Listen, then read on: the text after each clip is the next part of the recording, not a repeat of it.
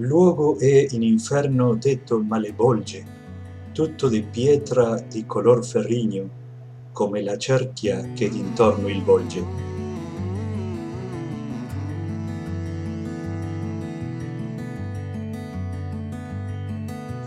Bienvenidos al Rincón de los Clásicos. Seguimos leyendo y comentando la Divina Comedia de Dante Alighieri, hoy los cantos 18, 19 y 20 del infierno. Dante y Virgilio ya han descendido al octavo círculo, donde se condenan a los fraudulentos, a todos los que han engañado al prójimo.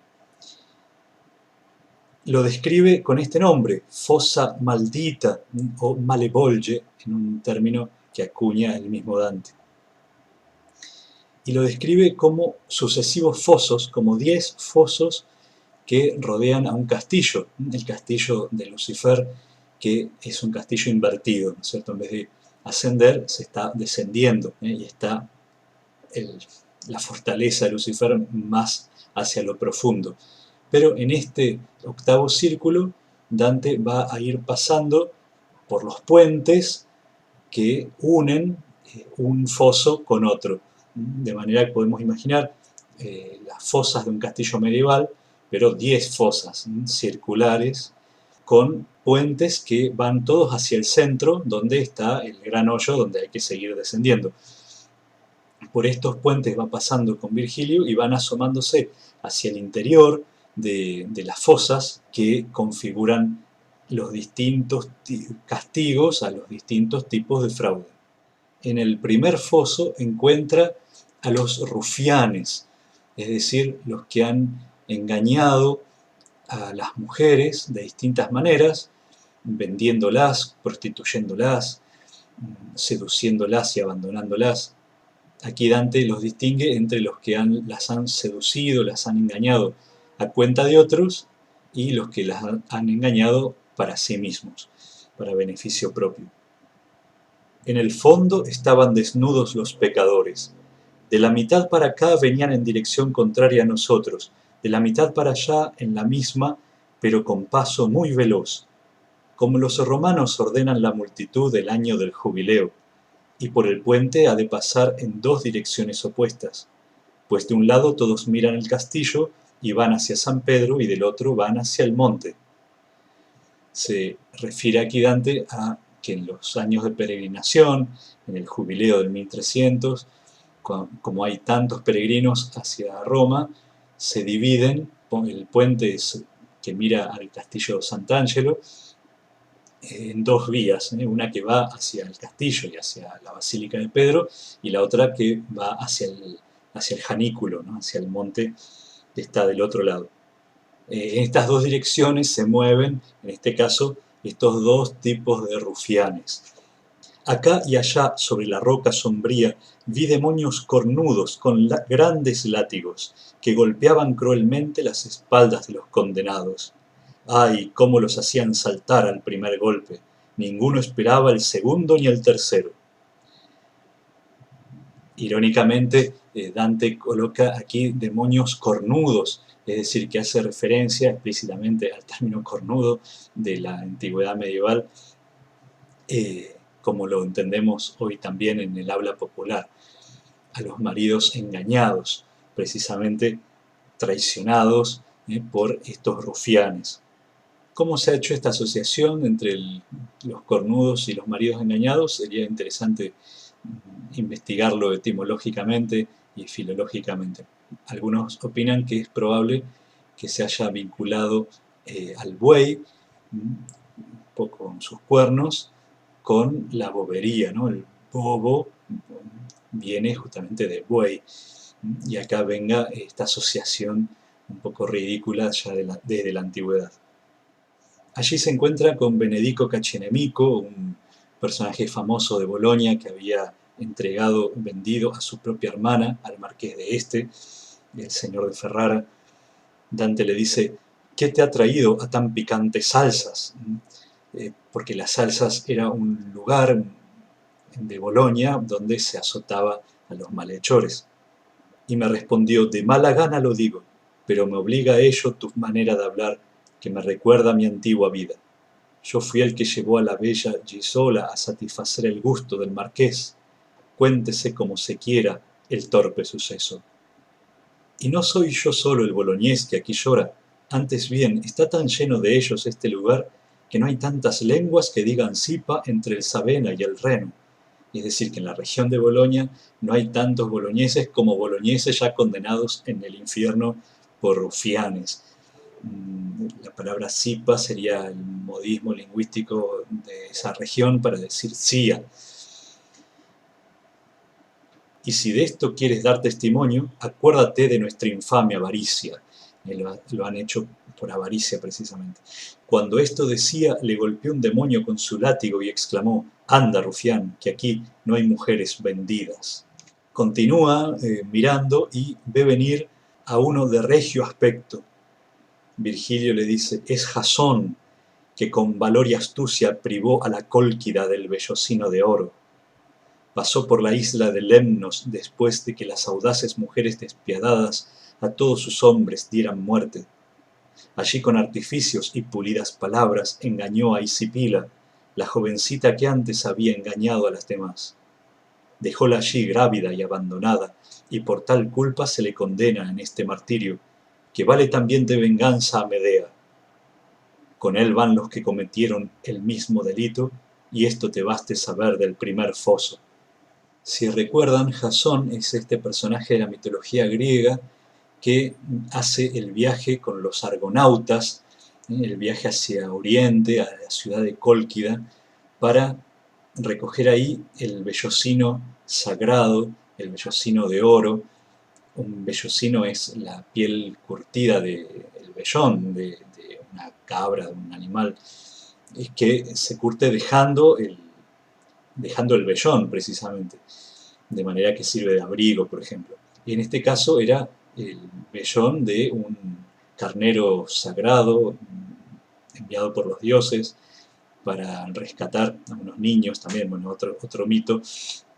Este carnero volaba, era un carnero volador, y a su vez tenía su vellón dorado, ¿no?, o de oro. Y en Cólquida se guardaba custodiado, colgado en un árbol y custodiado por un dragón. Jasón, después de hacer ese viaje hacia el oriente, seduce a Medea, la jovencita hija del rey, que era muy sabia en las artes mágicas, en las artes de Hécate, de la luna, que consiguió precisamente dormir al dragón y hacer que Jasón pudiera conseguir el vellocino y huir con ella fuera del reino. El mito cuenta cómo después Medea es abandonada por Jasón con sus dos hijos, y Medea, en un arranque de ira, de venganza, asesina a sus propios hijos y se los da a comer a su esposo, a Jasón, lo cual ha dado pie a la famosa tragedia griega de Medea. Jasón también ha engañado en la isla de Lemnos a Hipsipila con artificios y pulidas palabras, que es precisamente el tema del que trata prácticamente toda esta sección. La jovencita que antes había engañado a las demás, las mujeres de Lemnos habían asesinado a todos los hombres de la isla y ella había logrado engañarlas a sus compañeras escondiendo a su padre. También Jasón la dejó allí grávida y abandonada. Avanza Dante hacia el segundo foso. Aquí oímos gente que se lamentaba con sumisión en el otro foso, resoplaba por las narices y se golpeaba con sus propias manos. La orilla estaba recubierta de un grumo formado por las emanaciones condensadas que ofendían a los ojos y al olfato. Aquí tenemos uno de tantos ejemplos de una rima elegida cuidadosamente para, en este caso, traernos la imagen de algo duro, áspero, oscuro. La rima es Nicchia scufa, picchia mufa, pasta sufa. Casi que nos hacen olfatear, digamos, el mal olor de esta especie de letrina en la que están sumergidos en esta fosa, porque no son ni más ni menos que los aduladores, los que con alabanzas exageradas, desmedidas, buscaron su propio interés, engañando al que los escuchaba, y que son la peste de los nobles, de los reyes, que escuchando lo que quieren escuchar, terminan creyendo y creciendo también en soberbia y sin ser corregidos. Es un tópico clásico medieval decir que el adulador unta con miel a aquel que lo escucha. En este caso, esta miel se ha convertido en mierda, literalmente. Allí nos colocamos y desde allí vi gente en el foso metida en un estercolero que parecía formado por letrinas humanas. Y mientras clavaba allí los ojos, vi a uno con la cabeza tan cubierta de mierda que no se podía advertir si era seglar o tonsurado. Col capo sì di merda lordo, escuchen la violencia de la asonancia, ¿no? Lleno, lordo, di merda lordo, que non parea ser laico o querco. Irónicamente, dice, no se podía ver en la coronilla si tenía pelo o no.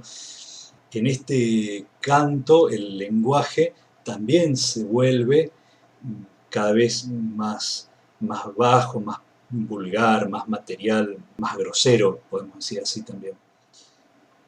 Menciona a un Alejo Interminelli de Luca, que le dice: aquí me han sumergido las lisonjas de las que nunca se sació mi lengua. Y después Virgilio le dice a Dante: procura llegar con la vista un poco más adelante, de modo que alcances a ver el rostro de aquella sucia y desmelenada mujer que se araña con las emporcadas uñas, y a veces se agacha, a veces permanece en pie. Es Thais, la prostituta, la putana, dice literalmente, que cuando su querido le preguntó: ¿tengo grandes atractivos para ti?, le respondió: más bien maravillosos. Y con esto se sacien ya nuestras miradas. Termina aquí el canto 18. Este pasaje se refiere a Thais, la famosa cortesana que fue amante de Alejandro Magno y después de uno de los generales sucesores suyos. El poeta y comediógrafo Terencio parodió estos amores en una obra que se llama El Eunuco, que es lo que está citando Dante aquí. Tal vez una cita en realidad mediada por la obra de Amicitia sobre la amistad de Cicerón, donde Cicerón pone este pasaje del eunuco como un ejemplo de adulación desmedida. Thais, al amante al que se refiere en este momento la obra, no lo quiere para nada, ¿no? Al contrario, lo desprecia y le manda a decir, cuando él le hace preguntar por una intermediaria: tengo grandes atractivos para ti, y le dice en latín ingentes, muchísimos, él traduce acá, maravillosos.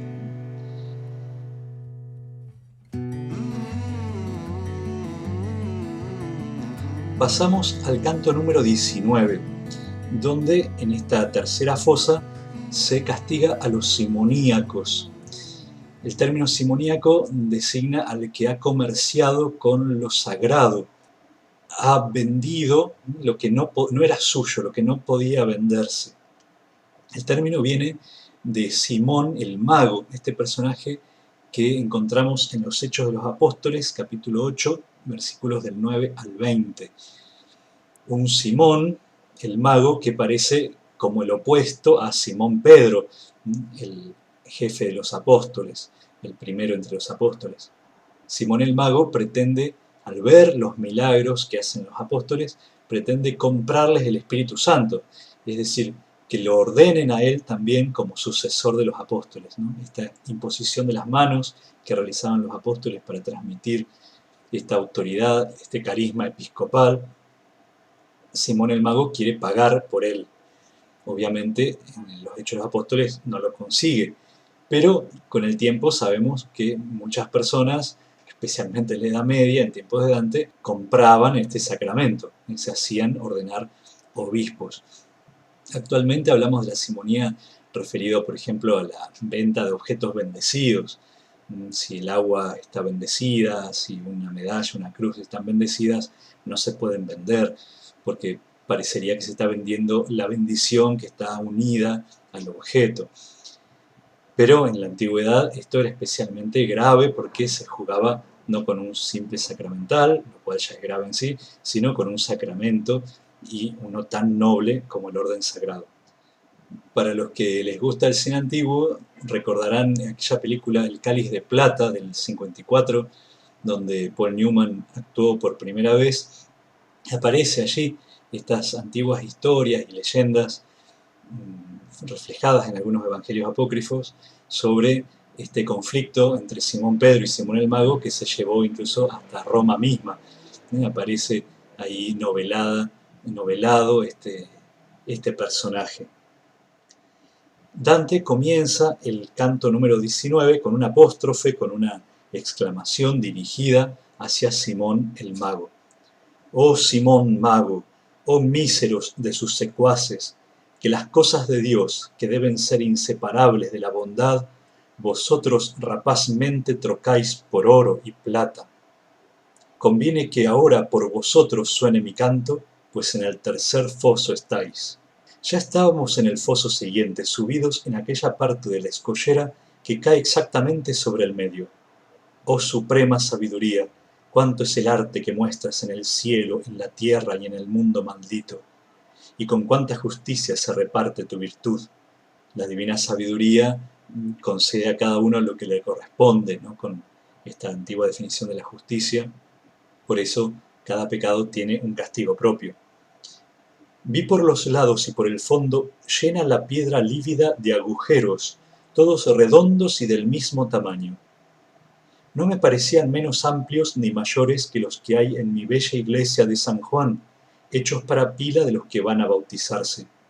Se refiere Dante a una especie de pequeños pozos que se realizaban alrededor de las pilas bautismales, fatti per luogo de battezzatori, hechas para el lugar de los bautizadores o de los bautizados, esto es lo que se discute a veces en la traducción, es decir, para que los sacerdotes que van a bautizar se acerquen más, están hechos estos pozos, o para facilitarles el acceso a los que van a ser bautizados. Hay todavía en algunas pilas bautismales antiguas estos pequeños pozos o estas pequeñas fuentes secundarias en las cuales la persona puede también realizarse el bautismo allí o puede tomarse agua bendita para santiguarse al entrar en el templo. En mi bella iglesia de San Juan, el Bel San Giovanni, es el baptisterio de Florencia, directamente enfrente de la famosa catedral de Florencia. Uno de estos pequeños pozos, no hace muchos años, rompí yo para salvar a uno que dentro se ahogaba, y esto sirva para desengañar a quien otra cosa creyere. El texto se vuelve extrañamente autobiográfico. En la antigüedad, estas referencias autobiográficas solo tenían sentido como símbolo de otra cosa o para excusarse a sí mismos frente a una especie de acusación pública, que es lo que se entiende normalmente aquí. Habría algún niño ahogándose en una de estas pequeñas pilas y Dante habría roto la pila para salvarlo. Muchos habrían dicho que eso era un sacrilegio, romper una pila de bautismo, pero Dante se excusa justamente diciendo estaba tratando de salvar una vida. Sin embargo, la palabra desengaño, para que sirva para desengañar, esta expresión en la antigüedad significa abrir los ojos a una verdad espiritual. Por lo tanto, muchos piensan que Dante está haciendo esta referencia histórica a un acto suyo en el Baptisterio de Florencia, pero para hablar de otra cosa. Como veremos a continuación, Dante empieza a criticar, ya lo ha hecho previamente, pero en este lugar especialmente, a muchos papas que han sido simoníacos, lo cual a muchos podría parecerle casi sacrílego, que un laico hable con palabras tan duras contra el sumo pontífice. Sin embargo, hay que entenderlo justamente en su intención. Dante no quiere que el niño se ahogue en la pila de agua bendita. Si es necesario romper esta pila, hay que romperla. Esta pila puede representar perfectamente el pecado mismo de la simonía, representar la avaricia del clero, en la cual el niño se está ahogando. El niño que puede representar a los fieles en general, a la iglesia, a los bautizados. Si imaginamos que el niño está cabeza abajo, como veremos ahora que están los papas puestos cabeza abajo en estos pozos, la imagen se hace más fuerte. Y si la asociamos con el pasaje de Lucas 14:5, donde Jesús dice, si un hijo tuyo cae en un pozo, no violarás el sábado para rescatarlo, es decir, lo que aparentemente es un sacrilegio, romper una ley sagrada, romper el sábado para salvar una vida. Por esto tal vez Dante está diciendo, por esto yo puedo criticar a los papas, no por atentar contra la iglesia en sí, sino justamente para salvar a la iglesia. Fuera de la boca de cada uno de estos pozos sobresalían los pies y las piernas de un pecador hasta el muslo, y el resto del cuerpo quedaba en el interior. Ardían ambas plantas de los pies, por lo que con tal fuerza agitaban las coyunturas que habrían despedazado sogas y cuerdas. Como suelen las llamas en los objetos untados de grasa correr por la superficie, así hacían en aquellos pies desde los talones a la punta. Como vemos, aquí hay varias referencias a una especie de inversión. Lo contrario de Pentecostés, el fuego sobre las cabezas de los apóstoles, aquí el fuego está en los pies de estos papas, que han puesto al revés al Espíritu Santo, ¿no? En vez de ser el Espíritu Santo lo primero, han puesto primero el dinero, y al revés, el fuego del Espíritu Santo lo han convertido en un medio para alcanzar ese dinero. También aparece una referencia, el único símil que aparece en este canto es este ungüento que corre por una superficie, nos puede hacer pensar en la unción sagrada sobre la cabeza de los obispos, que en este caso en los pies de estos pontífices arde esta unción. Dante quiere verlos más de cerca. Virgilio entonces lo baja a Dante, el camino hacia la fosa es tan empinado que es muy peligroso, por lo tanto Virgilio lo carga contra su cintura a Dante y descienden, y después más adelante lo va a sacar de la misma manera. Me llevaba en vilo apoyado contra su cadera, y no me soltó hasta dejarme junto al agujero de aquel que tanto se quejaba agitando las piernas. Yo estaba como el fraile que confiesa al pérfido asesino. Aquí la referencia es, aparentemente, en Florencia, algunos asesinos, se supone que los parricidas, eran sepultados cabeza abajo. Se los ponía en un pozo y se los iba llenando de tierra hasta que se ahogaban. Y el confesor se inclinaba sobre el pozo a último momento, a veces el asesino, para dilatar el momento de la muerte, a veces, o realmente porque estaban arrepentidos, pedían un confesor. El confesor se arrodillaba y metía la cabeza casi en el pozo. Yo estaba como el fraile que confiesa al pérfido asesino que cuando ya está en el hoyo lo llama para retardar la muerte. Y él gritó, «¡Estás ya aquí plantado, Bonifacio!». Como sabemos, Bonifacio era el papa, Bonifacio VIII, el papa reinante en el 1300. Aparentemente, el papa que está ardiendo en este castigo está esperando que venga su sucesor tardío, es decir, después de varios papas. El que está sepultado aquí es Nicolás III, del 1277 al 1280, uno de los grandes papas simoníacos, y está esperando a Bonifacio VIII. Aparentemente, cada uno va hundiendo al siguiente en este hoyo, donde cada uno va empujando al sucesor. ¿Tan pronto te has saciado de aquella riqueza por la cual no temiste tomar con engaño a la bella esposa y escarnecerla después? Nicolás le sigue hablando a Bonifacio, pensando que Dante es Bonifacio que ha venido a ocupar su lugar.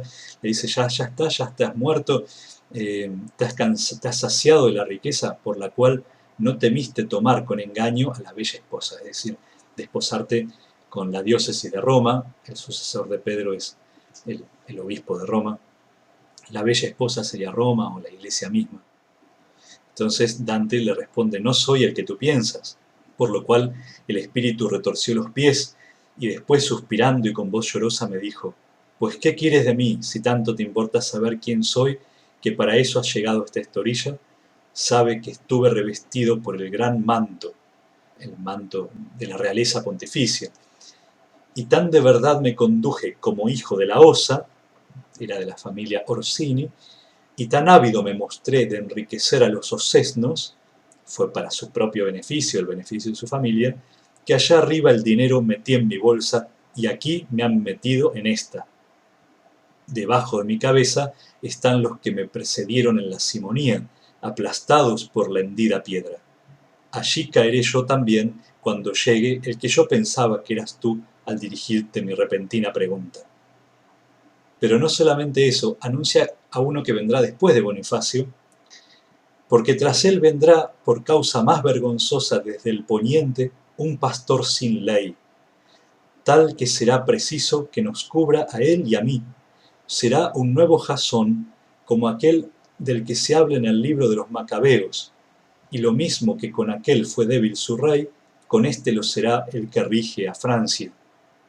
Se refiere evidentemente a Clemente V, papa del 1305 al 1314, el papa francés que viene del poniente, digamos, o de la Gascuña, es lo mismo, desde Francia, un pastor sin ley, ánomos, dirán los textos griegos respecto a este Jasón que aparece en el libro de los Macabeos, el segundo libro de los Macabeos, capítulo 4, del 7 al 27, que fue un sumo sacerdote que consiguió el sumo sacerdocio de Jerusalén por los favores de Antíoco, uno de los sucesores de Alejandro Magno, en Siria.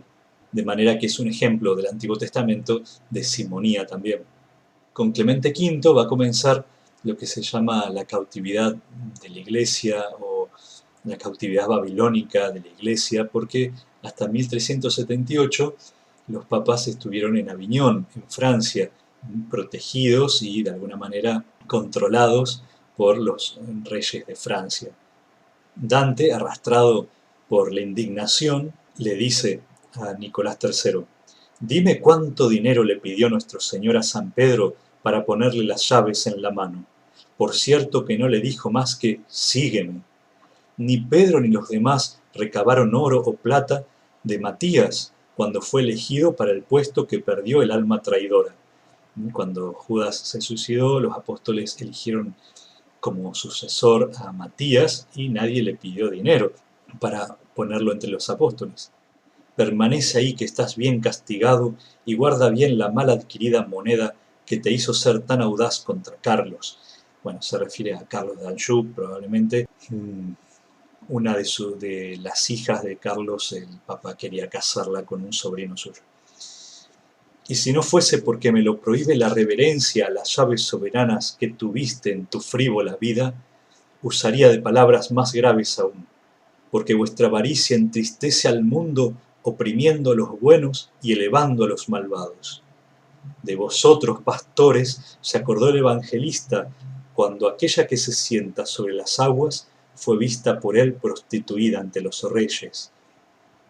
Se refiere al pasaje del Apocalipsis, ¿no? 17, donde San Juan visualiza a la ciudad de Roma, la Roma imperial en tiempos de San Juan, que se prostituía con distintos pueblos, una expresión muy bíblica para hablar del comercio, de las transacciones con distintos pueblos y también para hablar de las idolatrías. Pero aquí Dante hace el traslado, ¿no es cierto?, de esta Roma imperial antigua a la Roma cristiana contemporánea a él mismo, que de alguna manera ha quedado prostituida por este comercio simoníaco, la que se sienta sobre las aguas del Tíber. Aquella que nació con 7 cabezas y cobró vigor por sus 10 cuernos, mientras su esposo se complació en la virtud. En el texto del Apocalipsis, la ciudad de Roma está sentada sobre 7 colinas, como geográficamente estaba la ciudad originaria, fundada sobre esas 7 colinas, representaban las 7 cabezas del dragón y los 10 cuernos que representaban los 10 primeros césares, pero que probablemente en el texto de Dante estén simbolizando otra cosa, porque dice, cobró vigor por sus 10 cuernos mientras su esposo se complació en la virtud, es decir, los pinta como algo positivo. Las 7 cabezas podrían ser los 7 sacramentos y los 10 cuernos los 10 mandamientos. Habéis hecho a Dios de oro y plata. El oro y la plata se han tornado en ídolos, en falsos dioses a los que estos papas adoraban. ¿Qué diferencia hay de vosotros a los idólatras, sino la de que ellos adoraban a uno y vosotros a ciento? Tal vez el idólatra adoraba a un falso dios, ustedes a cientos, es decir, a los cientos de florines o de monedas en las bolsas. ¡Ay, Constantino! Y ahora un apóstrofe dirigido al emperador Constantino I. ¿De cuántos males fuiste origen? No por tu conversión, sino por aquella dote que de ti recibió el primer papa rico. Dante está haciendo referencia aquí a la famosa dote de Constantino, o donación de Constantino. Según la leyenda, el emperador, convertido al cristianismo, había entregado al Papa Silvestre todos los terrenos de Roma y sus alrededores, que después constituyeron la base de los estados pontificios. Con el tiempo, incluso se llegó a redactar un documento para que esto quedara legalmente asentado. Después se comprobó que el documento era una falsificación. Pero en tiempos de Dante se daba por auténtico, aunque como Dante muestra en otras de sus obras, por ejemplo en la Monarquía, no como legítimo, es decir, el emperador no podía hacer esa donación tampoco al Papa. El emperador no era dueño del imperio, es Dios el dueño del imperio. Y por eso Dante está diciendo aquí que Constantino hizo mucho bien a la iglesia al convertirse él al cristianismo, haciendo que terminaran las persecuciones, pero al mismo tiempo sembró esta mala semilla de darle a los papas un poder temporal, que Dante critica permanentemente. Después de decir estas palabras y ver cómo el Papa se sacude, no se sabe si por remordimientos o por ira, Dante sale, también ayudado por Virgilio, de esta fosa y termina así el canto 19.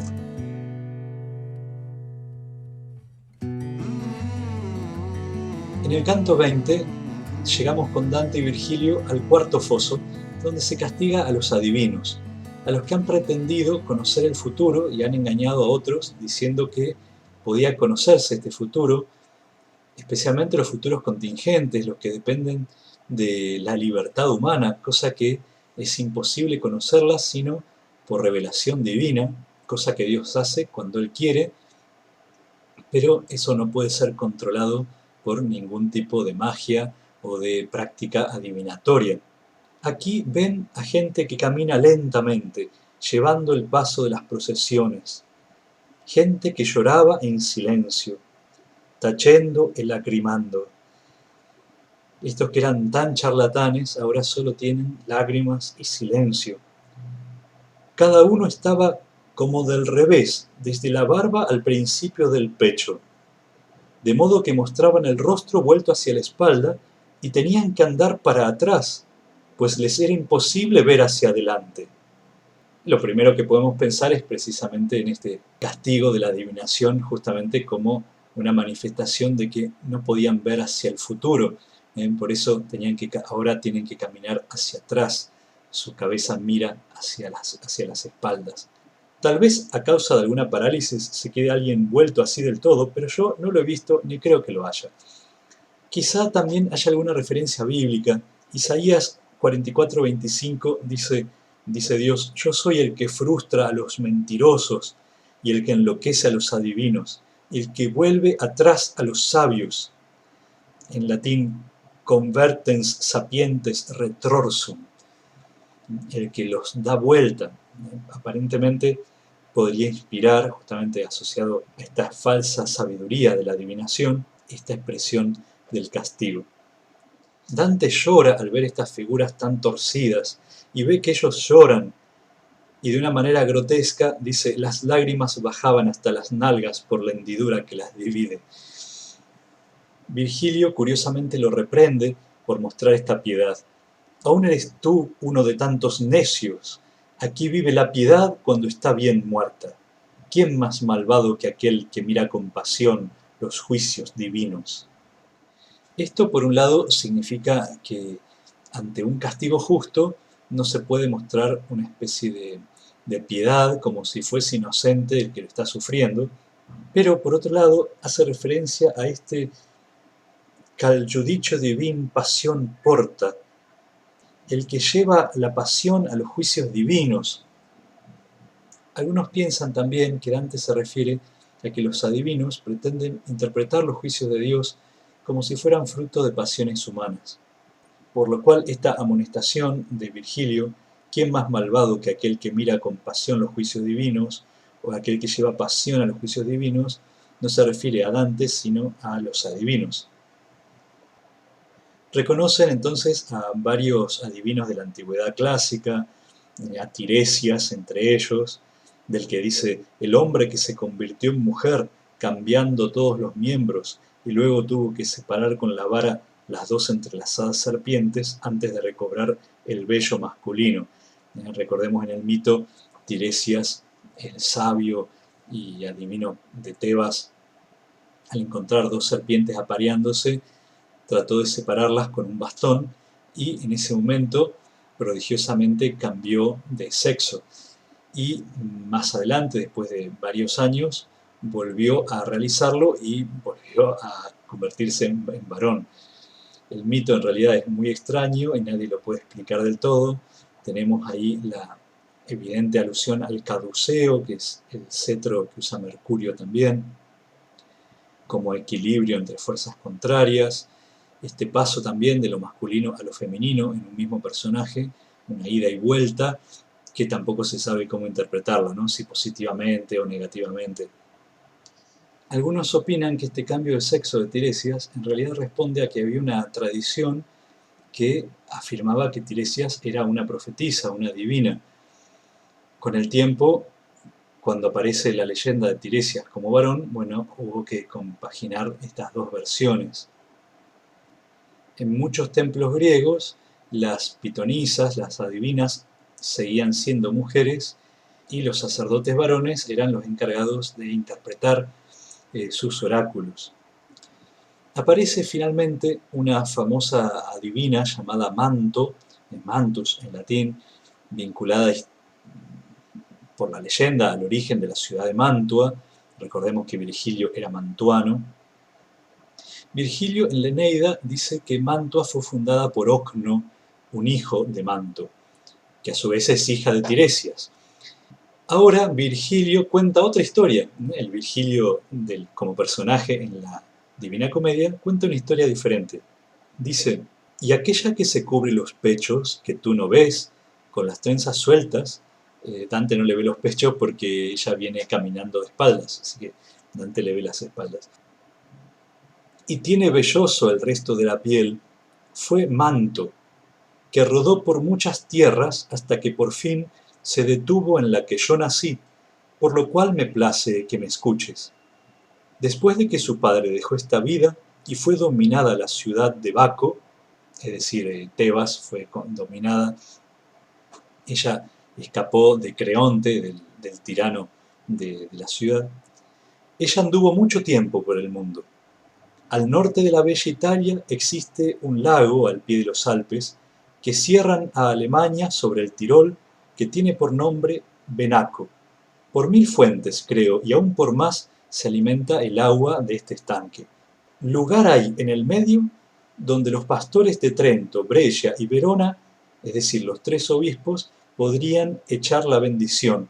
Es decir, las 3 diócesis confluyen allí en el medio del lago en un punto, en una isla. Dice: si hicieran aquel camino. Allí está Peschiera, bello y fuerte castillo para hacer frente a los de Brescia y a los de Bérgamo, en el punto más alto de la orilla. Allí tiene que derramarse todo lo que no cabe en el Benaco y forma un río entre verdes praderas. Describe después el curso de este río y termina diciendo: pasando por allí la cruel doncella, Manto, así la llama Estacio, otro poeta latino en una de sus obras, vio en medio del pantano tierra sin cultivar y desnuda de habitantes. Para huir de todo consorcio humano, permaneció allí con sus servidores, ejerciendo sus artes, y allí vivió y dejó su cuerpo al morir. Después, los hombres que estaban esparcidos por los alrededores se acogieron a aquel lugar que era fuerte a causa del pantano que lo circundaba por todas partes. Levantaron una ciudad sobre aquellos huesos sepultados, y en memoria de la que eligió primero el lugar, la llamaron Mantua, sin más consulta con el destino. Es decir, no hubo una fundación como acto sagrado, bajo la inspiración de un oráculo. Con esto, Dante nos deja con una versión diferente a la que Virgilio nos daba en la Eneida. La ciudad de Mantua no habría sido fundada por Manto ni por su hijo, sino por habitantes que después de ella muerta hicieron esta ciudad sin ninguna referencia a los cultos paganos. De alguna manera, Dante ha hecho que Virgilio se corrija a sí mismo y termina diciendo: te informo de ello para que si alguna vez oyes contar de otra manera el origen de mi ciudad, la verdad no quede oscurecida por mentira alguna. Es asombroso. Dante le hace decir a Virgilio que otras versiones, como las del mismo Virgilio en la Eneida, son una mentira. Y aquí está la verdad. Yo le contesté: maestro, tus palabras las creo tan ciertas y de tal modo les doy fe que otras cualesquiera serían para mí como carbones apagados, es decir, privados de luz y de calor, incapaces de persuadir a nadie. Esto ha dejado desconcertados a los críticos, mucho más porque en el Purgatorio vamos a encontrar a Estacio, el otro poeta que habló también de Manto, Estacio como un pagano que se ha convertido al cristianismo y asombrosamente nos dice que Manto está en el limbo, contrariamente a este personaje de Manto que está condenada en esta fosa de los adivinos. Dante no podría haberse olvidado que le dedicó tantos versos a hablar de Manto en el infierno.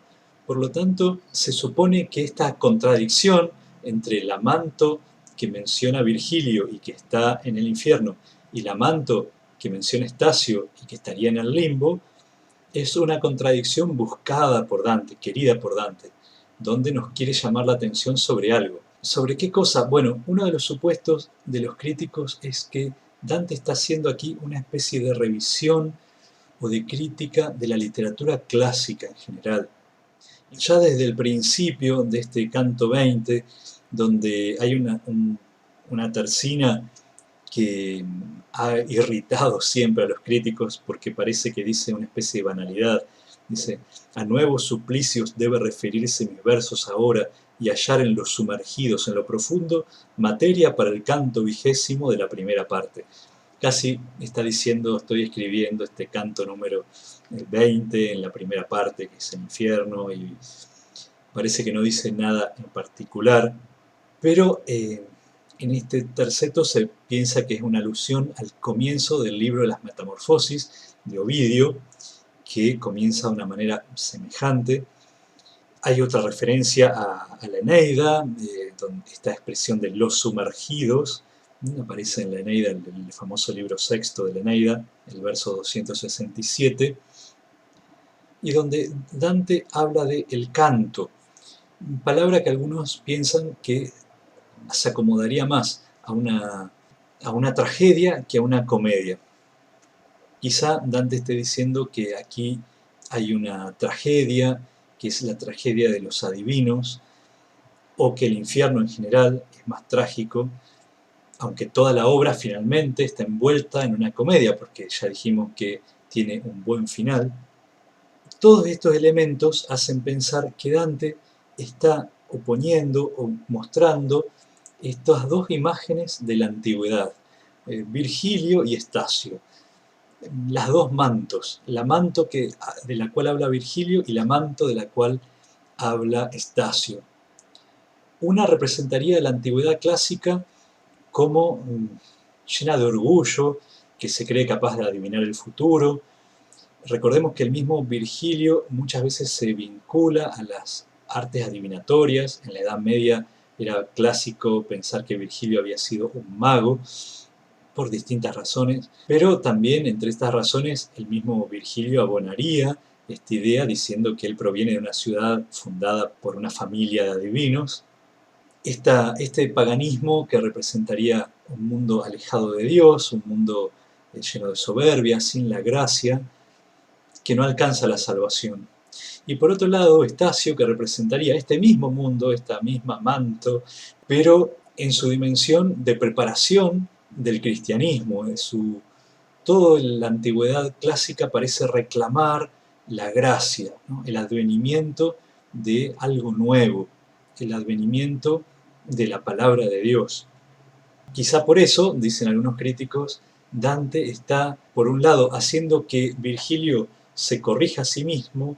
Dante es consciente de que su obra es superior a la de Virgilio, no por su arte poética, quizá también sí, pero sobre todo porque es una obra cristiana, es decir, es una obra que cuenta con la gracia de Dios, y por eso puede decir, esta es la verdad, y lo otro era una mentira no en un sentido voluntario, en un sentido de que Virgilio mintiera, sino de que no era toda la verdad. La tragedia no era toda la verdad. La tragedia humana no es toda la verdad. La verdad es la comedia. La verdad es que aquí hay una felicidad más grande que todas las frustraciones de la soberbia humana. Hay una salvación posible. Continúa el canto haciendo aparecer a distintos adivinos, astrólogos de distintas épocas, y finalmente a las brujas, a las que describe de esta manera. Mira a las tristes que abandonaron la aguja, la lanzadera y el uso para hacerse adivinas y componer encantos con hierbas y figuras, con muñecos, que es una figura clásica de la brujería. Ya la encontramos en las Metamorfosis de Ovidio, en la descripción de Medea, la encontramos por supuesto en Horacio, todos los poetas antiguos que hablaban de las brujas. Y finalmente concluye el canto diciendo: pero ven ahora, que ya llega al confín de los 2 hemisferios y toca al mar más abajo de Sevilla, Caín con las espinas. ¿Qué es esta expresión tan extraña? Caín con las espinas es la luna. Todo el mundo siempre trató de imaginar algunas figuras en las manchas lunares. Algunos dicen ver un conejo, otros ver la Sagrada Familia, ver un burro, ver el hombre de la luna. En los medievales acostumbraban a decir que ahí veían a Caín, otros a Judas, llevando un haz de espinas sobre los hombros, otros coronado de espinas, bueno, lo que cada uno quisiera ver. Entonces, dice, la luna, Caín con las espinas, caía ya más abajo de Sevilla, más allá del confín occidental, es decir, que llegaban las 6 de la mañana del 9 de abril del año 1300. Ya ayer noche fue redonda la luna, en el plenilunio en el que comenzó el viaje, lo que tienes que recordar bien, porque te ayudó alguna vez por la oscura selva. La luna ha reflejado algo de luz. Quizá Dante no tenía todavía el sol, que es Cristo, pero tenía la luna, tenía este reflejo en la antigüedad clásica, este reflejo de la luz, esta promesa de luz en la luna. Y así me hablaba mientras íbamos caminando. Concluimos así el canto número 20. Hasta la próxima. Dios los bendiga.